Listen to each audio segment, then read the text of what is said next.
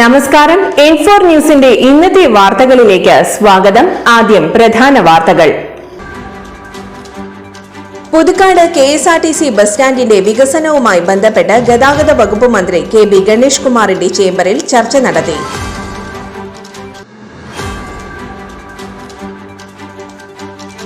ആചാരപ്പെരുമയിൽ ഭക്തിസാന്ദ്രമായ അന്തരീക്ഷത്തിൽ ഗുരുവായൂർ ക്ഷേത്രോത്സവത്തിന് കൊടിയേറി.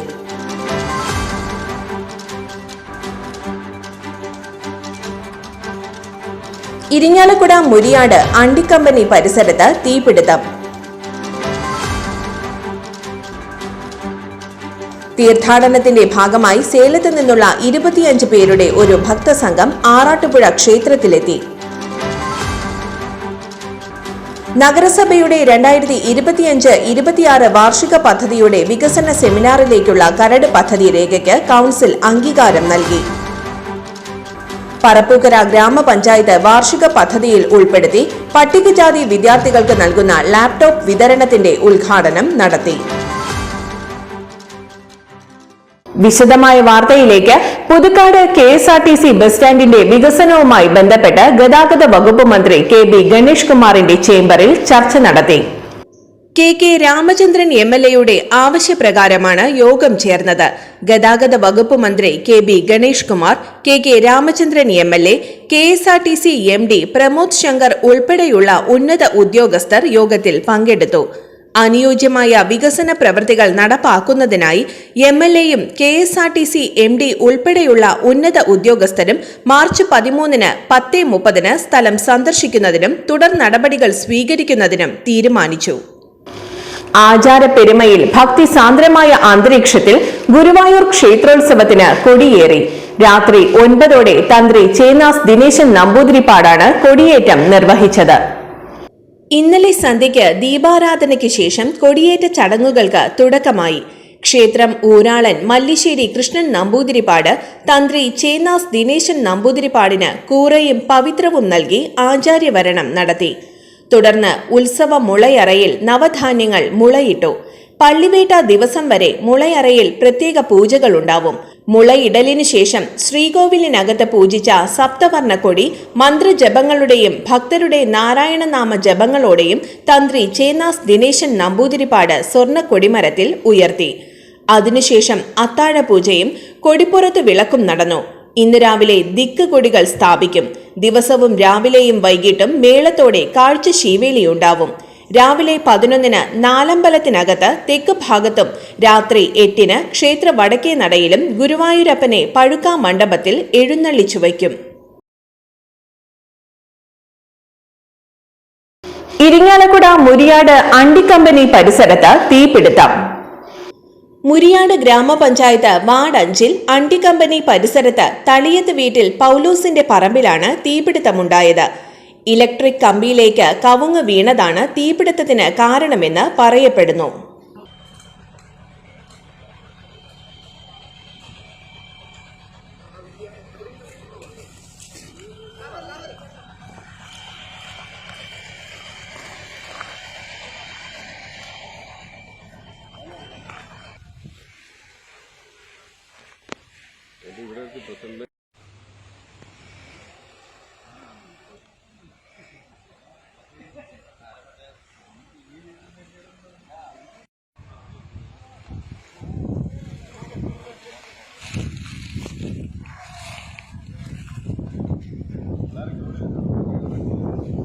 തീർത്ഥാടനത്തിന്റെ ഭാഗമായി സേലത്ത് നിന്നുള്ള 25 പേരുടെ ഒരു ഭക്തസംഘം ആറാട്ടുപുഴ ക്ഷേത്രത്തിലെത്തി.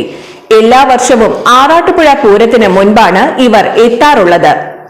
ക്ഷേത്രവും അനുബന്ധ സാധന സാമഗ്രികളും വൃത്തിയാക്കി ദേവന് സമർപ്പിക്കുന്നതാണ് ഇവരുടെ തീർത്ഥാടന ലക്ഷ്യം.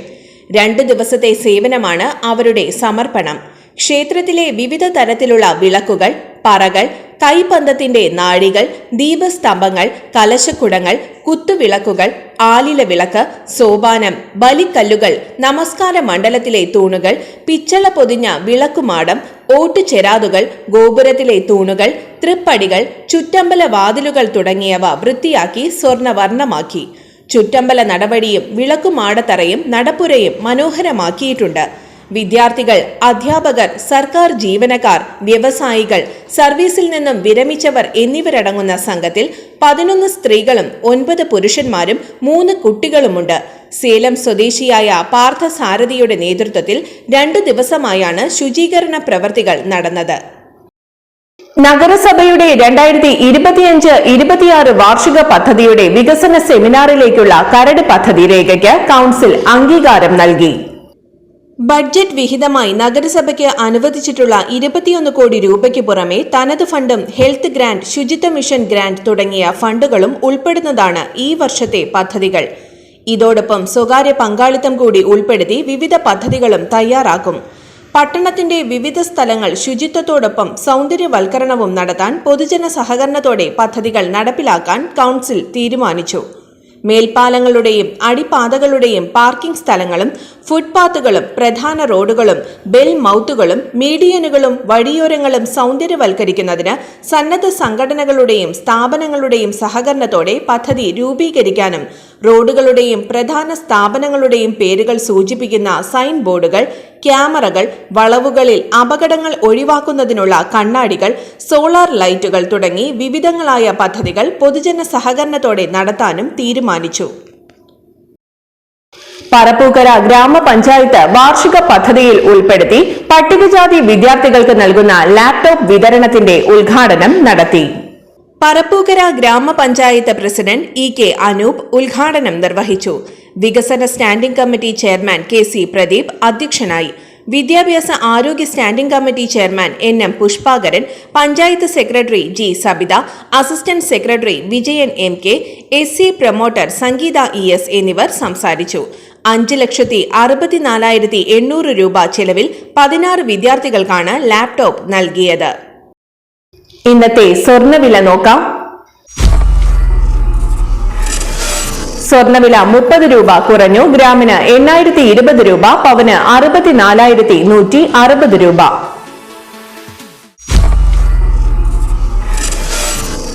ഇന്നത്തെ കാലാവസ്ഥ.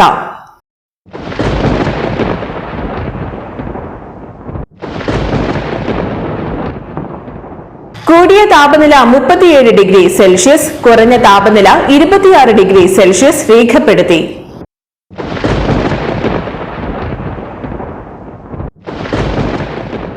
പ്രധാന വാർത്തകൾ ഒരിക്കൽ കൂടി. പുതുക്കാട് KSRTC ബസ് സ്റ്റാൻഡിന്റെ വികസനവുമായി ബന്ധപ്പെട്ട് ഗതാഗത വകുപ്പ് മന്ത്രി KB ഗണേഷ് കുമാറിന്റെ ചേംബറിൽ ചർച്ച നടത്തി.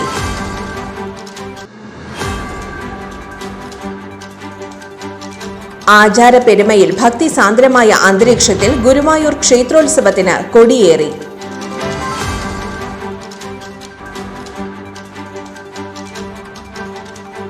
ഇരിങ്ങാലക്കുട മുരിയാട് അണ്ടിക്കമ്പനി പരിസരത്ത് തീപിടുത്തം. തീർത്ഥാടനത്തിന്റെ ഭാഗമായി സേലത്ത് നിന്നുള്ള 25 പേരുടെ ഒരു ഭക്തസംഘം ആറാട്ടുപുഴ ക്ഷേത്രത്തിലെത്തി. നഗരസഭയുടെ 2025-26 വാർഷിക പദ്ധതിയുടെ വികസന സെമിനാറിലേക്കുള്ള കരട് പദ്ധതി രേഖയ്ക്ക് കൗൺസിൽ അംഗീകാരം നൽകി. പറപ്പൂക്കര ഗ്രാമപഞ്ചായത്ത് വാർഷിക പദ്ധതിയിൽ ഉൾപ്പെടുത്തി പട്ടികജാതി വിദ്യാർത്ഥികൾക്ക് നൽകുന്ന ലാപ്ടോപ്പ് വിതരണത്തിന്റെ ഉദ്ഘാടനം നടത്തി. ഇതോടെ ഇന്നത്തെ വാർത്തകൾ പൂർണ്ണമാകുന്നു. തൃശൂർ ജില്ലയിലെ മുഴുവൻ വാർത്തകളും M4 ന്യൂസ് എന്ന യൂട്യൂബ് ചാനലിൽ ലഭ്യമാണ്. വാർത്തകൾക്കായി ചാനൽ സബ്സ്ക്രൈബ് ചെയ്യുക. വാർത്തകളും അറിയിപ്പുകളും സ്വീകരിക്കുന്ന നമ്പർ 9895070239. നന്ദി, നമസ്കാരം.